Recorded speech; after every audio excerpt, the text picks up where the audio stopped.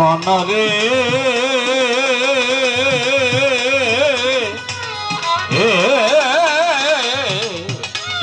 লোভিম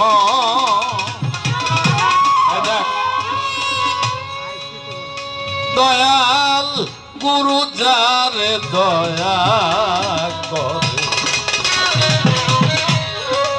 বাবা দীপ জ্বালাইয়া আধার ঘরে শিখায় তারে অসাধ্য সাধনা ওরে করলে সাধন পালাই সম মরার ভয়া তার থাকে না করলে সাধন পালাই সম তার ভয় থাকে না করলে সাধন পালায় সমন্তার মরণে ভয় থাকে না নিলে উপাসনা মাটির দেহ হবে সোনা তোর মাটির দেহ হবে সোনা নিলে গুরু উপাসনা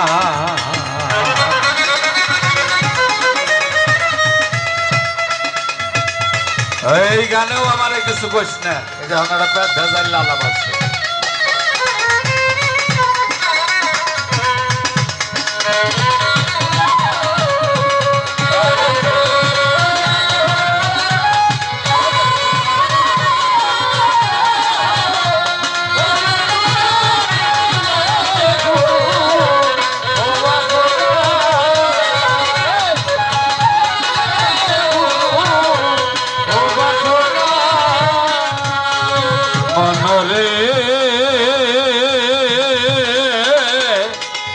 ওরে লোভী মন মন মনরে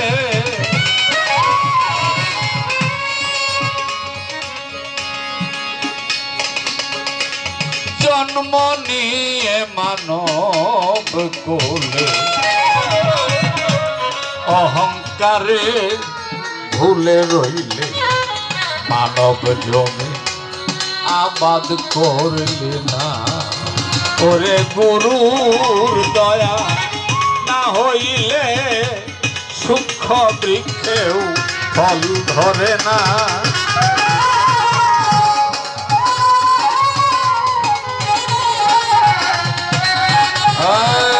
আরো কথা শোন কোন রসে গুরু বশ হয় আছে না আচ্ছা তোর গুরুরে বশ করার এত দরকার কি হ্যাঁ আমারে বশ করে তোর লাভ কি আর এগুলো শুধু কথার কথা হ্যাঁ কেউ কইছে পঞ্চরসে গুরু বশ হয় পাঁচটা ভাব গুরুর পাঁচটা ভাব যদি দেহে থাকে গুরু বশ হয় কেউ কইছে সূক্ষ্ম রসে গুরু বশ হয় আর আমি জানি গুরু বশ কখন হয় মূল ভজ ধাতু হইতে ভজনের উদ্ভব ভজন দিয়ে গুরুকে যখন ভজন এর মানে খেয়ে ফেলা গুরুকে গ্রাস করা গুরুকে গ্রাস করবি কি দিয়ে তুই করার কেউ না তোর কর্মের উপর গুরু খুশি হয়ে তোর দেহে অবস্থান করবে তোরে রাজত্ব দিয়ে দিবে সে হয়ে যাবে জিরো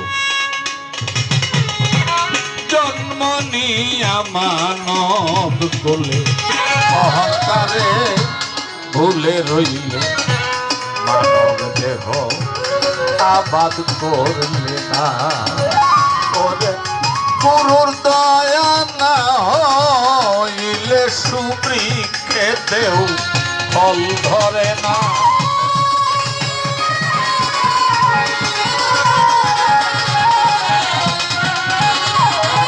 তোর গুরুর দয়া না হইলে সুবৃক্ষেতেও ফল ধরে না নিলে গুরু উপাসনা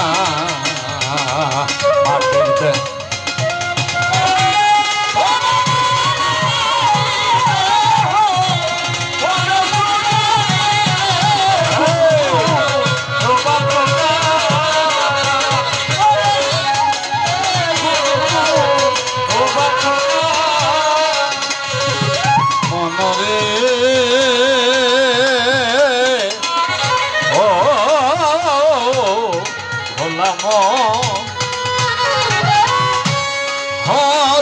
রবীন্দ্র দাসে বলে রাধা বলল ভুলে রইলে প্রেম ফুলে মধু খাইলে এক বিন্দু মধু পান করিলে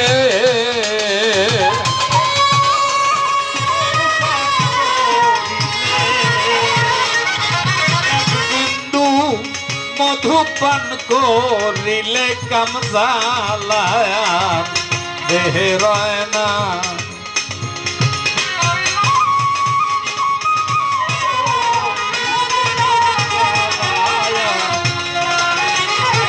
এক বিন্দু মধু পান করিলে কামজালা দেহেতে রয় না নিলে গুরু উপাসনা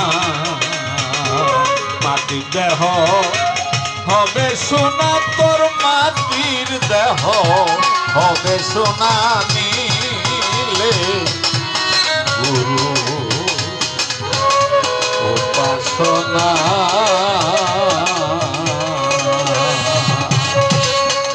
এই যে একেবারে কঠিন ভাবে একটি গান দিয়ে তোরে বুঝাইতেছে দয়া না হইলে সুবৃক্ষেও ফল ফোটে না। গুরুর উপাসনা এমন একটা জিনিস, গুরুর দয়ায় এই অন্ধকার দেহে দীপ জ্বালাইয়া শিখায় অসাধ্য সাধনা। তুমি গুরুর আনুগত্য স্বীকার করো। আর কথার তো শেষ নাই। ওই যে গান গাইছিলাম, ভক্তি দিলেই মুক্তি, কিরে মনে নাই? থাকলে ভক্তি পাবি মুক্তি। তারপরে কি? ভক্তি বিনে মুক্তি নাই, ভক্তের মুর্শিদ বিনে আর ভরসা নাই। হায় হায়, তোর সাথে আরো গান গাবো আমি। হ্যাঁ, এরম করে মানুষের জ্বালা। আমি কইছি প্রশ্ন করার আগে আমার দিকে চায়ে থাকিস, তাহলে ভাই হিসেবে দয়া লাগবো। এখন এই যে আমরা ভক্তি দেই, তাজিমে সিজদা দেই, এটা না, এটা তো কোনো ফায়দা নাই রে ভাই, এতে কোনো লাভ নাই। এটা আনুষ্ঠানিকতা, দেখা দেখি। ভক্তি অন্য জিনিস, ভক্তিটা অন্য বিষয়। ভক্তি লদা উদয় হয় ভক্তের দেহে যতক্ষণ পর্যন্ত সাধু সঙ্গ প্রেম তরঙ্গে প্রেম তীর্থে জুড়াই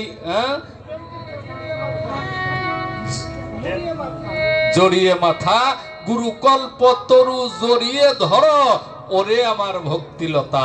তোমার দেহে যতদিন পর্যন্ত ভক্তিলতার গাছ না গজাবে, ভক্তিলতা না গজাবে, ততদিন তোমার এই দেখা দেখি ভক্তিতে কোনো কাজ হবে না।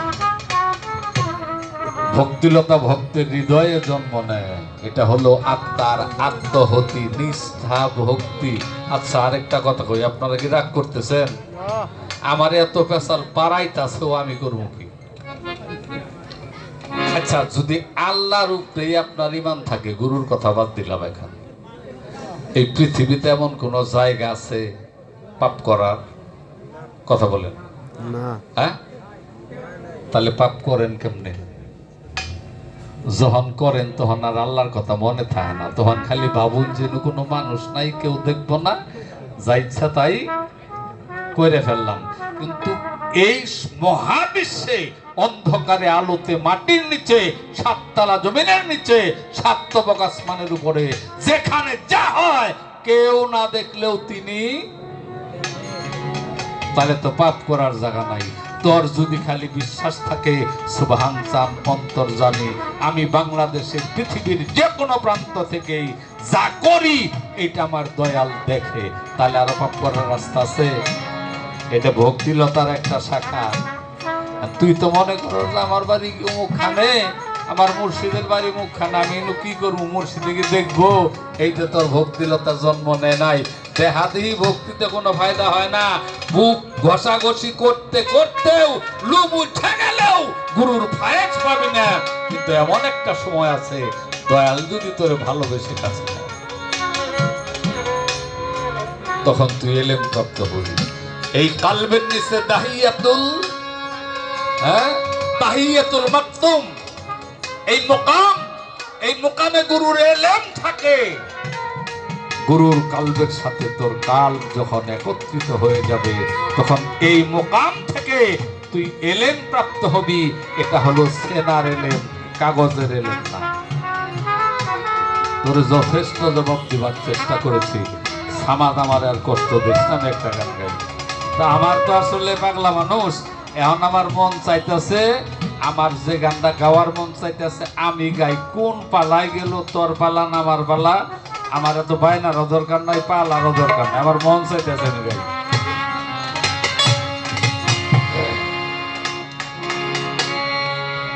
হ্যাঁ, আমার দাদাই কইতেছে বুড়ো মানুষ গাও। আরে গান গাই তো আমি আমার আত্মার শান্তির লাগে, কেরা শান্তি পাইলে না পাইলে এটা তো বড় কথা না। পালা তো কয়েক নাই, 9 ঘন্টা ধরে করতে গেছি। এখন আমি আর খারামো কিনা জানি না, আমার মন চাইতেছে গান গাই। তারে দেখলে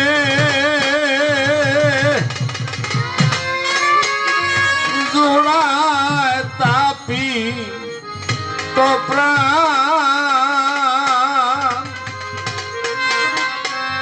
অনেক বাউল আছে বাবা, বাবা মরছে, মায়া মরছে, মুখ মরছে, তুমুক মরছে, তরিকার ভাই গলার মালা,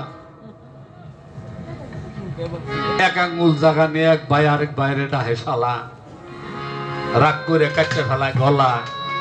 আমি আবার হইলে দোয়া কালাম কই না, আমি গান গাই তোর বালা লাগলে, গুরুর সাথে প্রেম থাকলে দেহে ফায়াজ আসবে। আর যদি গুরুরে ভালোবাসতে না পারস, তুই ফায়াজ প্রাপ্ত হবি না। তার দেখলে জোড়ায় পোড়া আখি,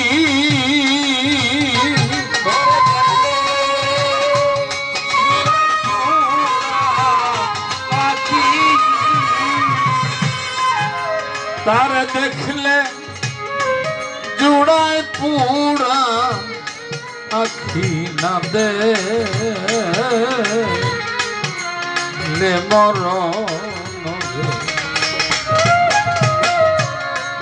বন্ধুরে আমার।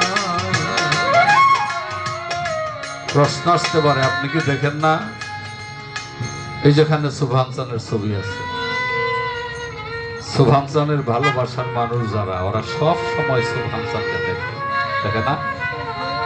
কেমনে হাঁটতো, কেমনে কথা বলতো, কেমন করে যাইতো, তার আচরণ কেমন। কিন্তু জ্বালাটা, দুঃখটা হইছে আজকে যদি এখানে থাকতেন, কত মানুষ আমরা তার পায়ে পড়তাম, বুকে পড়তাম, এটার থেকে বঞ্চিত।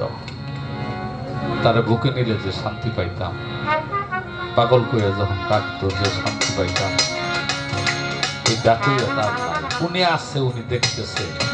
আমার কপাল পোড়া, দুর্ভাগ্য আমার, ভজনহীন আমি তারে দেখতেছি। এই জন্যই ভাবুক, এই গানটা এমন একটি মানুষের লেখা, বিরহী উকিল মুন্সি, যিনি ইমামতি করে গান করে মোনাজাত করতেন, এত বড় সাধক। বন্ধুরে আমার তুই বড় নিধন,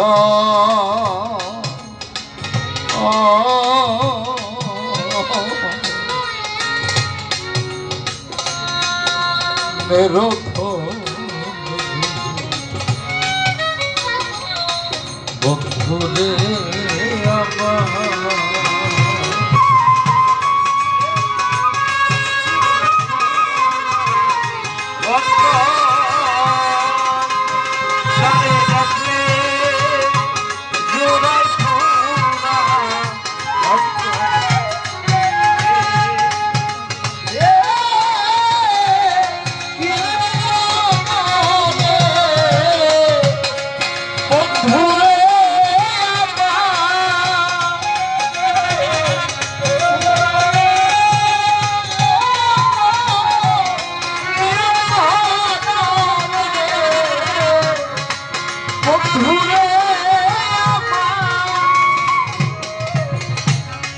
সুবহানচাঁদ যেদিন হতে তোমায় হারা, ওরে বাজার হয়ে আছি জীবন কষ্টে মরা গো, যেদিন হতে তোমায় হারা তোমার ছেলি হইয়াছে মরা গো, আমার দুই নয়নে বহে ধারা গো,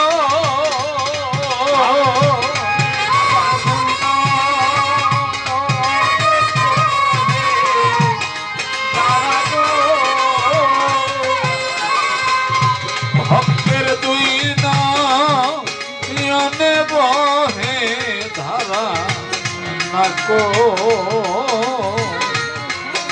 লেবার নরে মুর্শিদ চানামা, তুমি বড়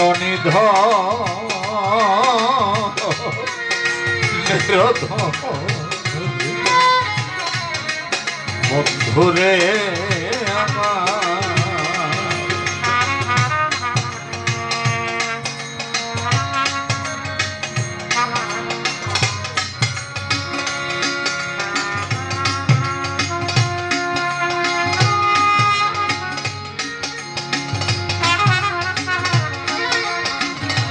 আমি সকাল 5টায় এসেছিলাম,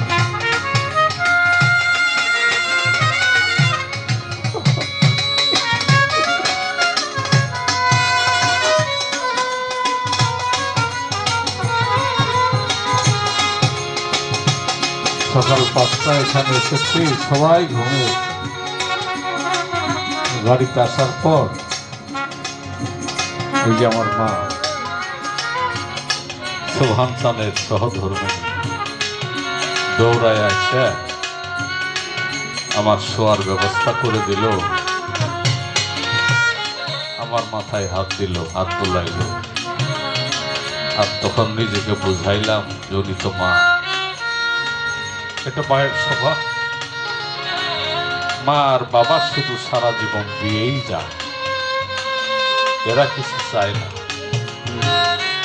থাকতে বোঝা যায় না আমি কি হারাইলাম, কি সম্পদ আমার কাছে আছে।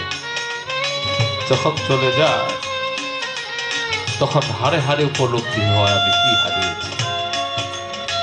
এখন আমার মায়ে বুঝতেছে কি হারাইছে, সেলিম কাঁদতেছে, সেলিম বুঝতেছে কি হারাইছে। সুবহান চাঁদের রুহানি সন্তান যারা, তারা বুঝতেছে কি হারাইছে। থাকতে হয়তো অনেকেই তার অনেকভাবে কষ্ট দিয়েছে আমার।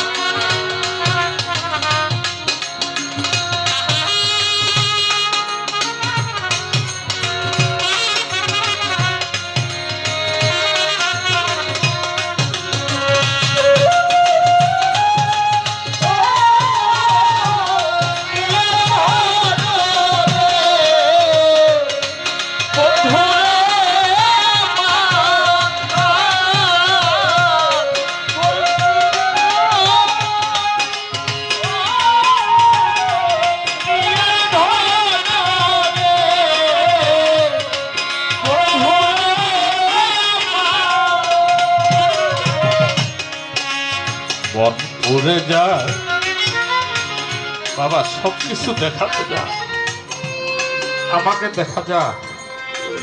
আমার অন্তরে যে কি বিরহ, আমার অন্তরে যে হারানোর ব্যথা, এটা কাউকে দেখানো।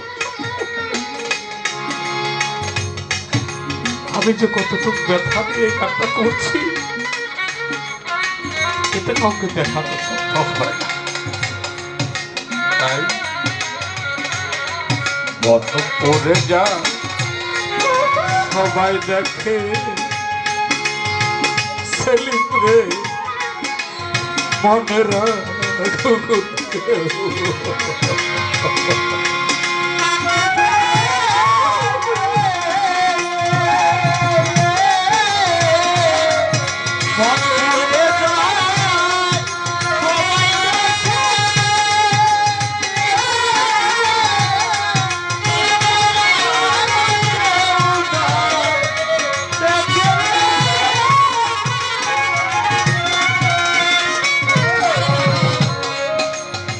সমাদ্রে বন পড়ে যা সবাই দেখে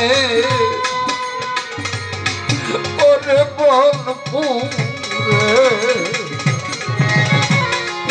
সবাই দেখে ওরে সেলি মনে রাখুন কেউ না দেখে গো আমায় ঠেকায় আমি সম্পি দিতে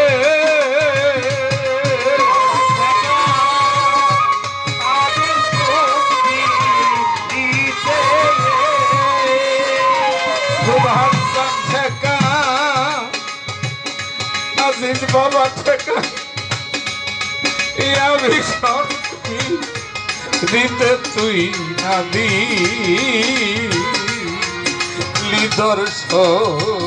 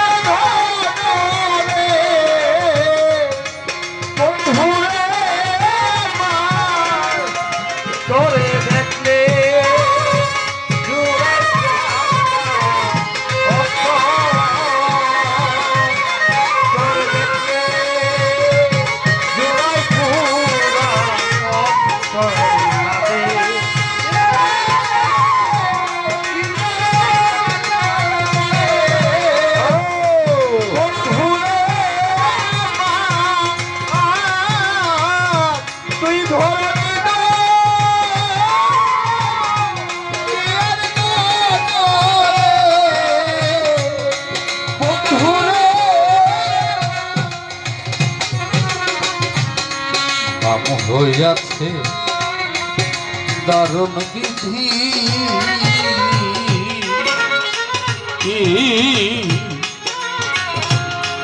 আইল না সব গুণ নিধি গো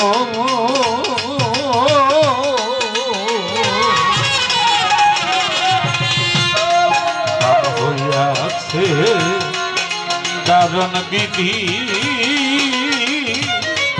বুঝিবা আছে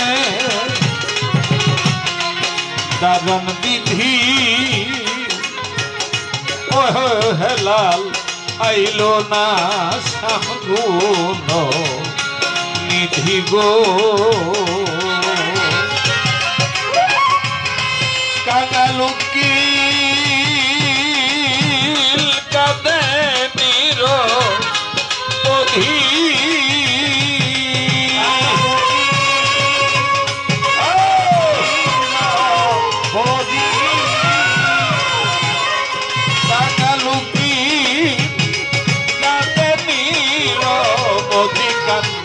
হইল না বারণ রে সুবহান সানামা তুই বরণি ধর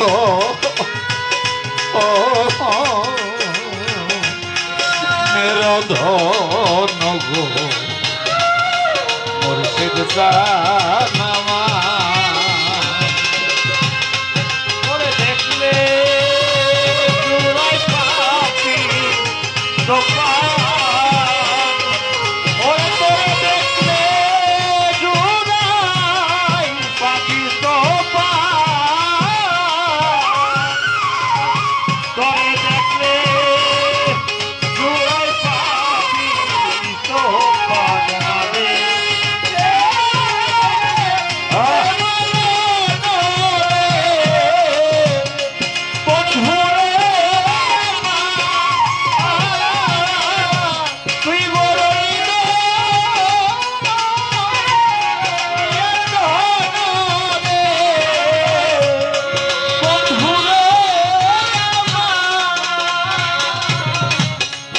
সোবাহান বাবা আইলা না ভক্তি প্রাণ থাকিতে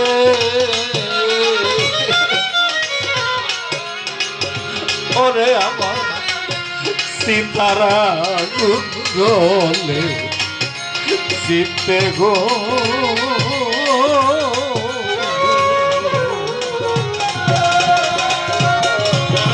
আইলা রে প্রাণ থাকিতে বাজানাইলি না তুই প্রাণ থাকিতে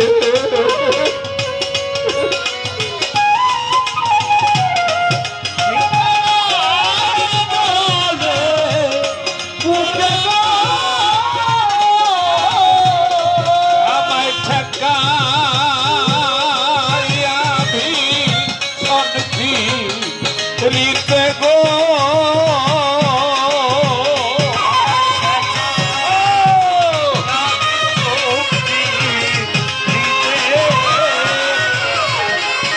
আমায় থাকা আমি শক্তি দিতে না দিলে দর্শন রে মুর্শিদ তানামা বড় নিরধন গো মুর্শিদ জাহানামা তোরে দেখলে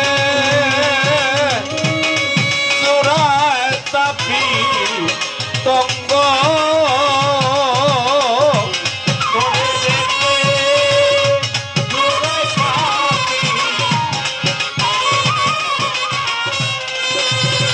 সুবহান চাঁদরে দেখলে সুরায় তাপি তঙ্গ না দেখলে